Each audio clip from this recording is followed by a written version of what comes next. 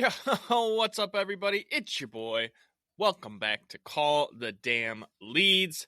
I'm Drew B. Wilson, the host with more than 2 decades in sales. I've seen it, been through it, heard about it. Now I'm bringing it to you. And guess what, y'all? It's 2025. I am, a year into this podcast now. We've done episodes with countless amazing sales professionals, entrepreneurs, small business owners. We've heard some incredible stories, some hilarious stories. We've gotten some great content out of those individuals. But, I really feel like this year I want to bring more of that Call the Damn Leads flavor. I want to bring more of the content that I know is going to help you get dialed in for 2025 and beyond so that you can truly build a sales process, a sales program that's going to help you take over your industry, your marketplace, whatever goals you've set for yourself. That's what we're here to do. We're here to help give you those tactics and the ideas. And today I want to talk about something that I know has really become an important part of sales training and really personal development as a whole. And what I know as a sales professional, if you work on personal development, you're literally going to start to understand that that's what entrepreneurship really is. It's a personal development path with a pay plan attached. Because when you get better as a person, as a professional, you start making more money, you start having more fun, you start living more of the life that you want to live. And, it's, I think, a week into the year right now. Everybody came in hot and heavy with their resolutions. And, then as soon as life got back to normal after we got out of the holiday swing, reality set in.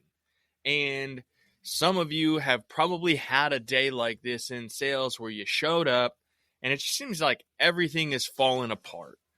The deals that you thought were going to close disappeared on you. Clients that are supposed to be going to closing, they're ghosting. They're not responding to your calls. Maybe your systems aren't working. I know there's a lot of people that are changing over into new CRMs and new processes for the year. And ultimately, the thing that happens when you start using a new system or process, you break it. And some of you have been using the same old broken systems and processes for years and years to come. And what it's caused you to do is build up an amount of resilience. And that's what I think is really important for today. And what I want to talk about is the resilience and how important it is to you and your success in sales. Because if you've ever had one of those bad days, if you've ever been told no, if you've made your 100 calls and you've been rejected left and right and had the door slammed in your face, it sucks. It's not fun.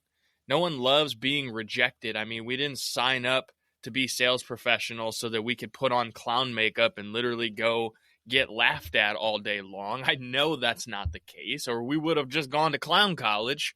But none of us went to clown college, I don't think, unless you're a professional clown. In that case, that's awesome. I want to hear some stories. Hit me up. But most of us went to the school of hard knocks.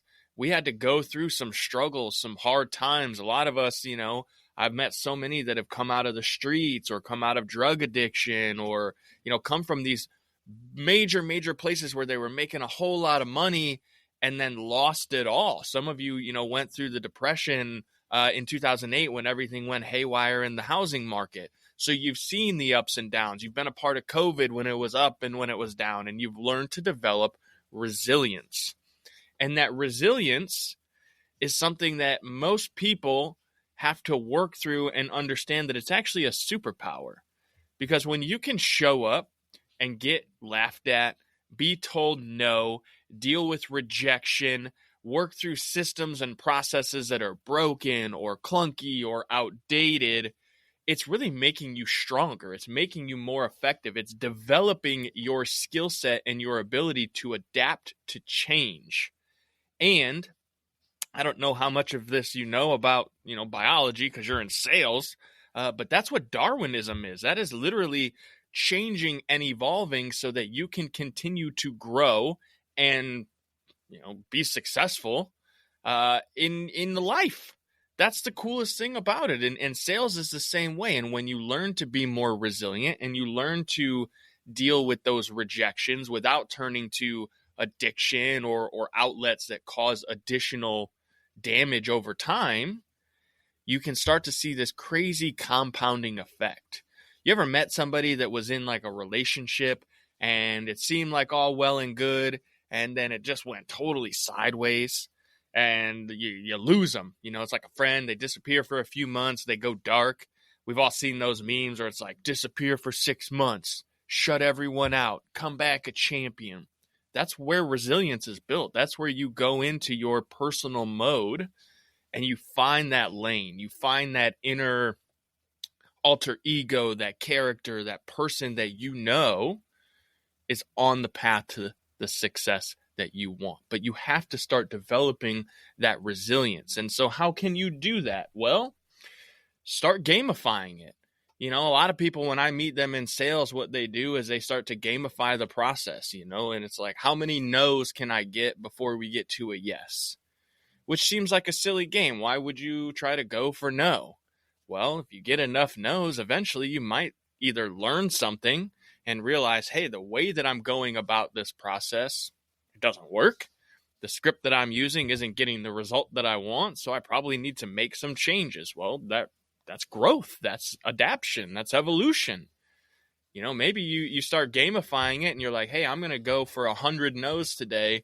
And what you realize is that by doing that day after day after day after day, not only does it build your resiliency and your ability to show up and put a smile on, but it's almost inevitable that you're going to get better just by doing the reps. And when you do the reps and you develop the form and the skill, ultimately you start to see that you're going to get a lot less no's and a lot more yeses, which is the goal. Because if we're trying to help people and we're trying to serve them, we want them to say yes to the next part of the process, so long as that's getting them the thing that they desire, the result, the solution. But you've got to learn to be resilient. You've got to learn how to show up and take that no and reframe it. When someone's in a bad mood and they're trying to transfer that energy to you, how can you carry that over and coach them and teach them how to reframe that thought process and see it in a different light? Because ultimately, this doesn't just apply in sales. This applies in your life, in your relationships, in your health.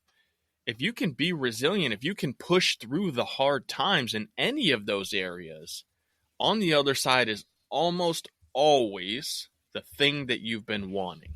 There's so many quotes out there, and the cliche is, the thing that you want is on the other side of the work that you're putting off. Well, guess what? You're putting it off because you don't want to go through the struggle. You don't want to go through the pain. I understand that. No one really wakes up every day and it's just like, I'm going to beat myself up and I'm going to go get yelled at and told no and called names.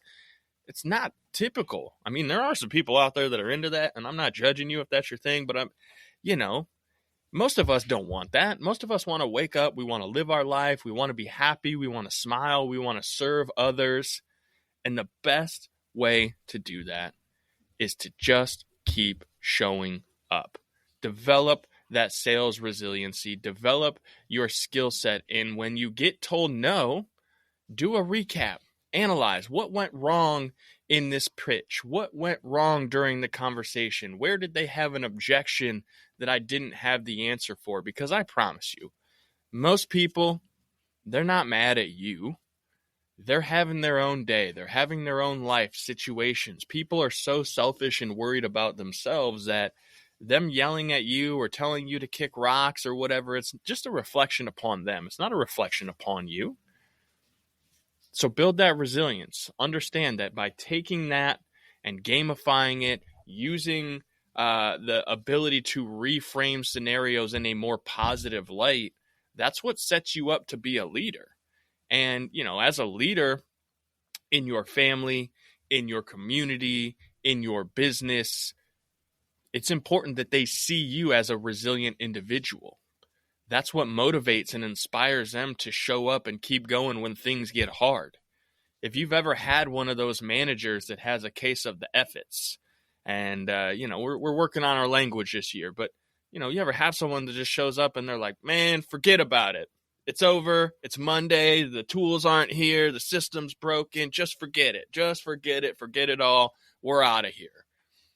Is that being resilient? Is that setting a good example for your staff or your team? Are they going to feel inspired or motivated in that sense? Probably not. We've all seen that individual. We've all met that individual. Heck, some of us have been that individual.